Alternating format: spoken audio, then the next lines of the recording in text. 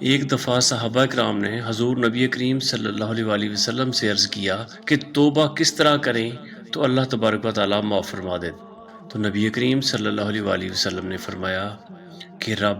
بڑا ہی کریم ہے، وہ تو کسی بندے کی اونٹنی اگر کبھی صحرا میں اور اس طرح گم ہو جائے کہ اس کے پیسے بھی اونٹنی پر ہوں، کھانا بھی اونٹنی پر ہو، اس کے پہننے والے کپڑے بھی اونٹنی پر ہوں، علاقہ بھی صحرا کا ہو، اور اس نے کسی ٹہنی کے ساتھ اونٹنی باندھی ہو، پھر وہ سو جائے اور سونے کے بعد جب وہ اٹھے تو اس کی اونٹنی غائب ہو۔ اب وہ اتنا پریشان ہو کہ آگے پیچھے دائیں بائیں دیکھا تو پتہ چلا کہ وہ اونٹنی غائب ہو گئی ہے، نہ کھانا ہے، نہ پیسے ہیں، نہ کپڑے ہیں، نہ سواری ہے، علاقہ بھی غیر ہے،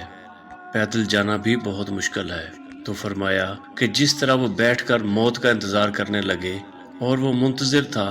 کہ اب موت